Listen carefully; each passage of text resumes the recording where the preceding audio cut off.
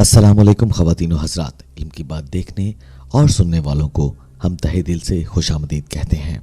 ख़वातीन व हज़रात, आज हम बात करेंगे आब हयात के मुतल्लिक कि आखिर आब हयात क्या है और इसको पी लेने वाला हमेशा क़यामत तक ज़िंदा रहेगा और उसकी ज़िंदगी, उसकी हयात अमर हो जाएगी। इसके बारे में हम कुछ हक़ाइक़ से पर्दा उठाएंगे जिसमें हम उम्मीद करते हैं कि आपको ये हक़ाइक़ बहुत पसंद आएंगे। मगर उससे पहले ख़वातीन व हज़रात, इस वीडियो को आखिर तक देखना ज़रूरी है और हम आपसे इल्तमास करते हैं कि अगर अभी तक आपने हमारा चैनल सब्सक्राइब नहीं किया तो कर लीजिए और बेल आइकन को प्रेस करना बिल्कुल ना भूलिएगा ताकि हमारी हर नई आने वाली मालूमाती वीडियो आप तक बर वक्त पहुँच सके।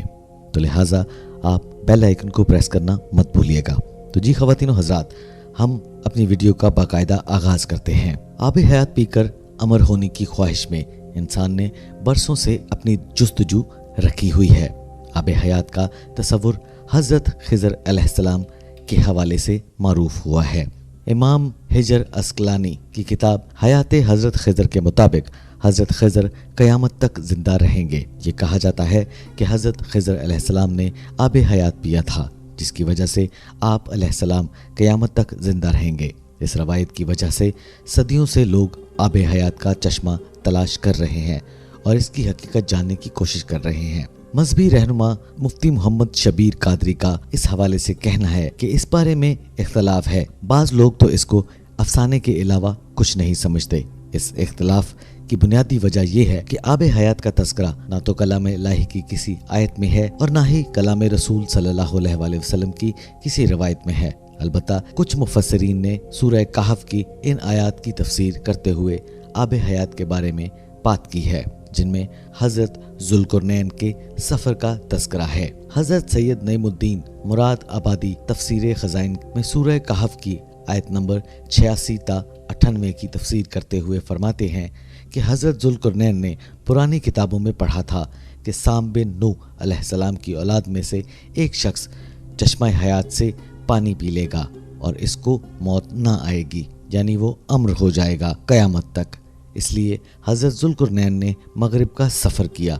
आप अलैहिस्सलाम के साथ हज़रत ख़िज़र अलैहिस्सलाम भी थे। वो आब हयात के चश्मा पर पहुंच गए और इसका पानी पी लिया, मगर हज़रत ज़ुल्क़रनैन के मुक़द्दर में ये नहीं था और वो महरूम रह गए। इस सफ़र में आप अलैहिस्सलाम जानिब मगरिब रवाना हुए तो जहाँ तक आबादी का नामो निशान है वो सब मंजिलें तय करके आप अलैहिस्सलाम एक ऐसे मकाम पर पहुँचे कि उन्हें सूरज गरूब होते वक्त ऐसा मंजर नज़र आया कि वो एक सयाह चश्मा में डूब रहा है। जैसा कि अक्सर समंदरी सफ़र करने वालों को आफताब समंदर के काले पानी में डूबता नजर आता है, वहाँ उनको एक ऐसी कौम मिली जो जानवर की खाल पहने हुए थी। इसके सिवा कोई दूसरा लिबास इनके बदन पर नहीं था। ये दरियाई मुर्दा जानवरों के सिवा कुछ और ग़िज़ा नहीं खाते थे। ये कौम नासिक कहलाती थी। हज़रत ज़ुल्क़रनैन ने देखा कि इनके लश्कर बेशुमार हैं और ये लोग बहुत ही ताकतवर और जंगजू हैं।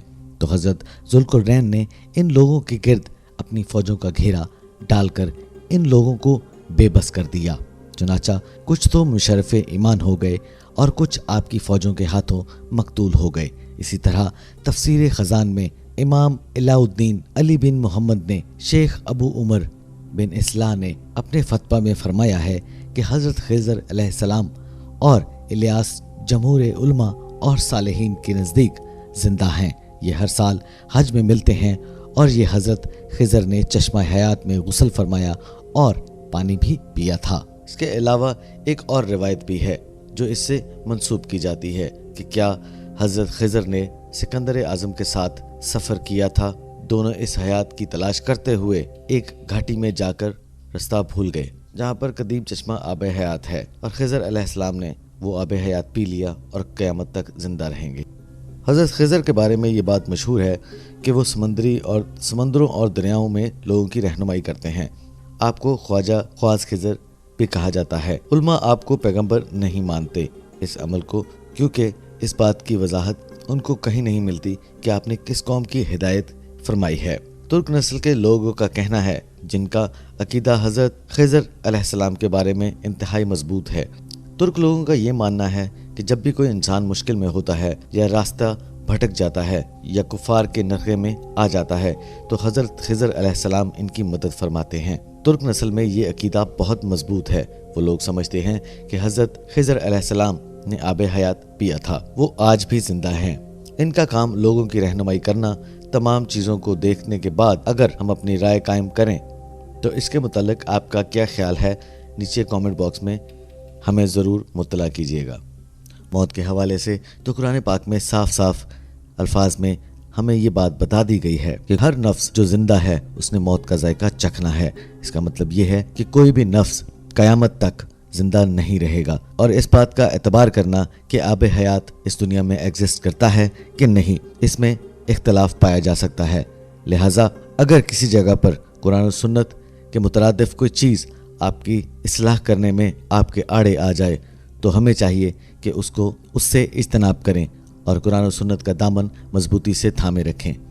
تو اس طرح خواتین و حضرات، ہمیں کچھ تو خلاصہ ملتا ہے کہ جو بات قرآن و سنت اور احادیث کی روشنی میں نہیں ملے وہ سچ نہیں ہو سکتی۔ لہٰذا ہمیں ایسی باتوں سے، ایسی افواہوں سے یا ایسی کہانیوں سے اجتناب کرنا چاہیے جس کی تفصیل قرآن و حدیث اور کتاب الہی کہیں نہیں ملتی۔ حضرت خضر علیہ السلام حضرت ذوالقرنین کے وزیر اور جنگوں میں علمبردار رہے ہیں۔